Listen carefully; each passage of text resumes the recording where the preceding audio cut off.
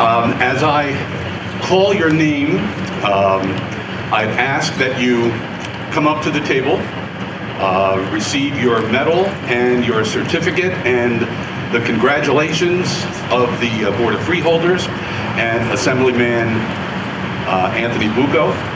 And I'd also ask that you remain at the table until I finish letting the other folks know a little bit about you and your service. Our first veteran this afternoon is Army National Guard veteran Carlos D. Gonzalez.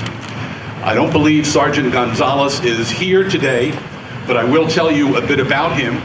He grew up in Dover, graduated from Roxbury High School, and went on to pursue studies in criminal justice at the County College of Morris. He enlisted in the Army National Guard in February 2004. He was deployed to Iraq for Operation Iraqi Freedom in 2005 and again in 2009. For his service, he received numerous medals and commendations. Following discharge from the military, Carlos of Mine Hill has worked as a special investigator for the New Jersey Department of Corrections Special Investigations Division. He is Army National Guard veteran Carlos Gonzalez.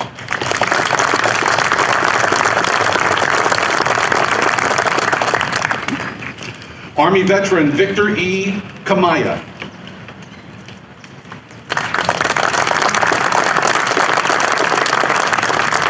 Victor Camaya of Montville grew up in Pompton Plains. He attended Pequannock High School.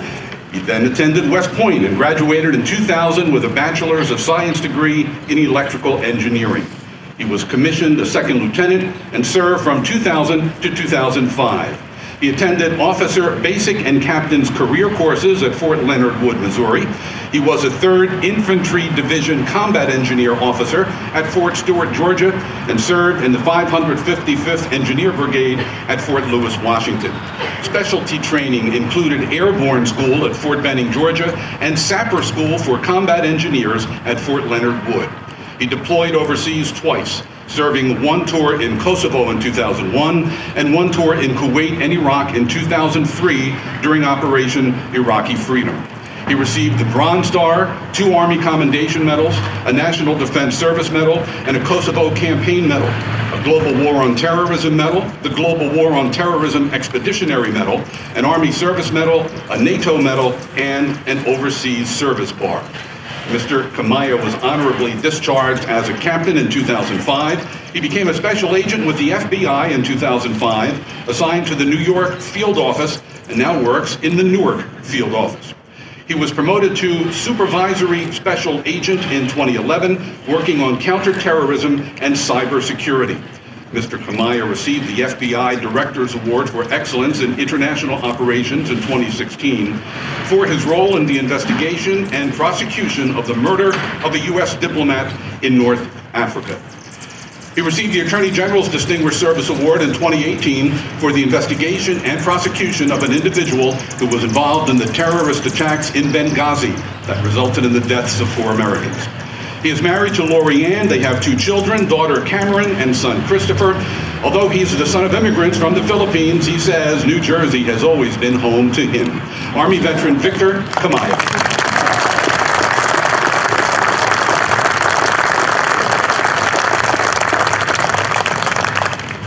Army veteran Kevin Nealon.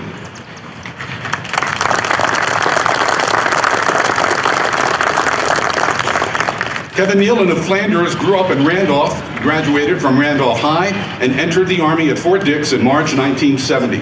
He was assigned to an armored cavalry unit, serving as an armor reconnaissance specialist. 5 months after enlisting, he deployed to Vietnam and was stationed at bases in Khe Sanh, Dao Ha, and Quang Tri until he returned stateside in August 1971. For his service, he was awarded the Combat Infantryman's Badge, a Bronze Star, the Vietnam Service Medal, and the Vietnam Campaign Medal, an Expert M14 and Marksman M16.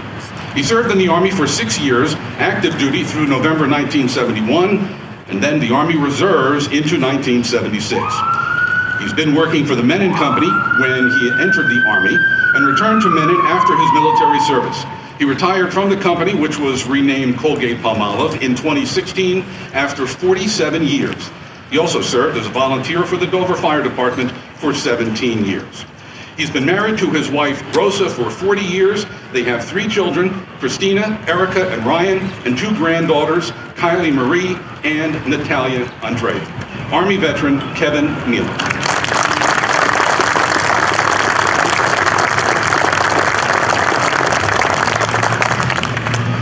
Army veteran Glenn D. McGuill.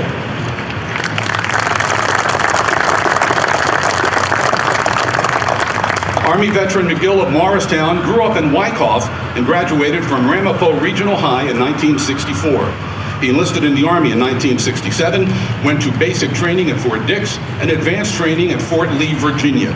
He deployed to Vietnam in February 1968 and served for 1 year in country driving a convoy truck for the 15th Transportation 1st Cavalry Division in the Central Highlands of Vietnam. He was awarded the Purple Heart, an Army Commendation Medal, a Vietnam Campaign Medal, 2 overseas bars, the National Defense Service Medal, a Vietnam Service Medal, and awards as Expert M14 and Marksman M16. Following Vietnam, he was stationed at Fort Monmouth from March 1969 to January 1970 at the Army's Automatic Digital Information Network Training School as an instructor assistant.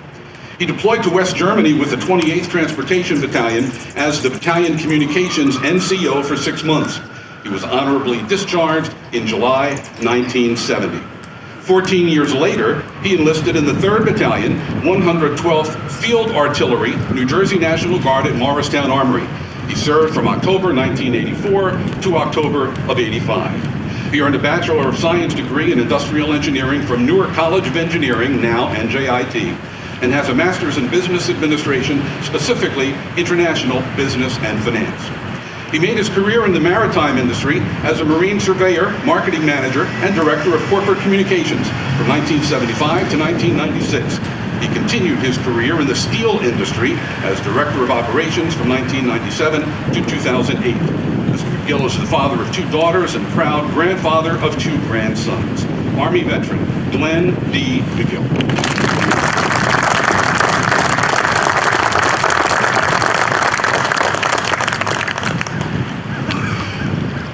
Army National Guard veteran Michael W. O'Neill.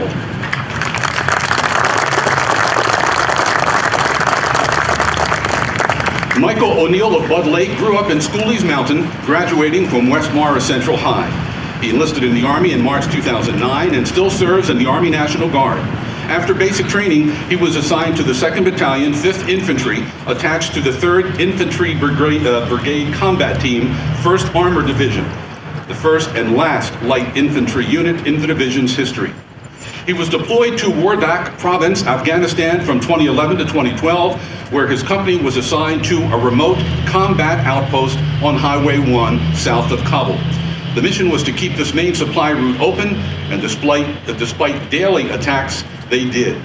He left active duty, but re-enlisted with Assassin Company, 1st Battalion, 69th Infantry, known as the famed Fighting 69th of the New York City National Guard.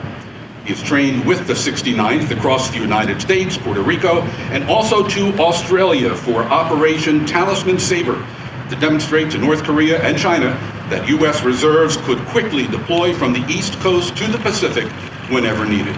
He's an infantry squad leader, sergeant promotable, with training certificates in weapons, communications, and intelligence. His awards include an Army Service Medal, an Army Achievement Medal, 2nd Award, the Army Good Conduct Medal, the Army Reserve Component Achievement Medal, 2nd Award, a National Defense Medal, a Global War on Terrorism Service Medal, an Army NCO Professional Training Ribbon, an Afghan Campaign Medal with a Bronze Star device, and a NATO ISAF Medal. Mr. O'Neill earned 70 college credits at the County College of Morris in Criminal Justice and Business. He was hired in 2014 as a Morris County Sheriff's Officer. In 2015, he joined the police force in Millburn, where he has earned 3 Valor Awards. He and his wife Jean have 2 sons, Mickey and Sam, and 4 stepchildren, Patrick, Maggie May, Christian, and Harrison. While he is honored to receive this recognition today, he says his personal heroes are Sergeant First Class Corley, Specialist Lumley, Specialist Acosta, and Specialist Mayberry, and all the other military personnel who made the ultimate sacrifice and never did get the opportunity to enjoy days and honors like this. He says they need to be recognized because they are standing with us. Army National Guard veteran Michael W. O'Neill.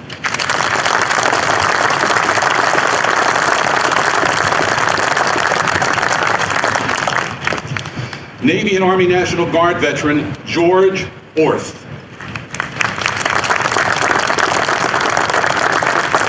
Accepting the medal for Mr. Orth is his wife, Linda. George Orth grew up in Mendham, graduated from West Morris Central High School, and was also a junior fireman with the Mendham Fire Department. He enlisted in the Navy in 1995 and was stationed at Lemoore Naval Air Base in California. He was an AME-2 FA-18C Systems Organizational Apprentice Maintenance Technician and Quality Assurance Representative. He was assigned to the USS Constellation, and while in the Navy, he was deployed in 1997 and in 1999 to the Western Pacific Arabian Gulf. He received the Good Conduct Medal, the Armed Forces Expeditionary Medal, and 2nd Sea Service Deployment Ribbon. After a break in service, George re-enlisted in the Army National Guard in 2002 and was stationed at Joint Base McGuire-Dix Lakehurst. He was a sergeant repair and crew chief for a UH-60 Black Hawk helicopter. He also was a unit movement officer, assistant unit armorer, and team leader who helped train soldiers to deploy. He himself deployed to Iraq in 2009 during Operation Iraqi Freedom, where he was a UH-60 phase team leader in charge of 12 soldiers and all phases of Black Hawk helicopters. His team completed the only Class A mishap, repair, and return to service of those helicopters without sending them out of the country in that war. For his service in Iraq, he received the Meritorious Service Medal, the Army Good Conduct Medal, a National Defense Service Medal, a Global War on Terrorism Service Medal, an Iraq Campaign Medal with Campaign Star, an Army Service Ribbon, and Armed Forces Reserve Medal WN device. In 2009, while deployed, he was injured in combat and was unable to continue in the military. After 15 years of serving the country he loved, Mr. Orth was honorably discharged in 2012. On September 17, 2011, he married Linda Burns, and on December 31st, 2015, they welcomed twin daughters, Samantha and Leah. George also has a 15-year-old son, Alex, from a previous marriage. However, on January 22nd, 2018, after numerous surgeries and years of pain, this American hero passed away. I ask that we honor Navy and Army National Guard veteran George Orth with a moment of silence.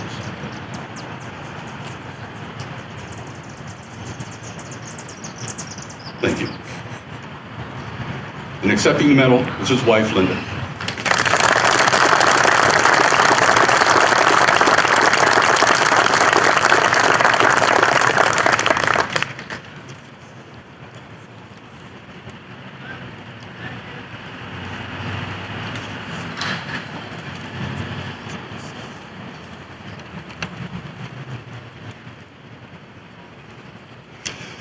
Navy veteran Elsie Maas, but you can stay there if you'd like, right? And okay. Navy veteran Elsie Maas.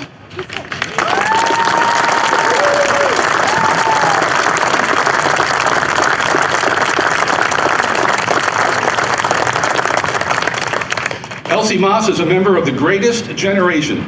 She's a World War II Navy veteran from Mount Arlington. She grew up in Hawthorne and attended Hawthorne High School. Following graduation, she completed training at the Sherwood Secretarial School. After the attack on Pearl Harbor, she and a friend enlisted in the Navy. She was inducted on September 21st, 1944, and was sent to Hunter College for basic training, where she received her Navy uniform and her dog tags. Mrs. Maas was sent to Midgeville, Georgia for specialty training and was assigned to serve in Washington, D.C. as a bookkeeper at the Naval Headquarters, working directly under the Naval Commander. She lived in Arlington Farms, Virginia during her World War II service, and she says to get to the office, the only thing she had to do was stand at the curb and catch a ride. She was also fortunate at times to be able to hitch a ride home by military plane to visit family, And that, she says, was quite a luxury in those days. For her service, Elsie Maas was awarded both the American Campaign Ribbon and the Victory Ribbon. After the war, she was eligible for discharge. She left the Navy on May 17, 1946.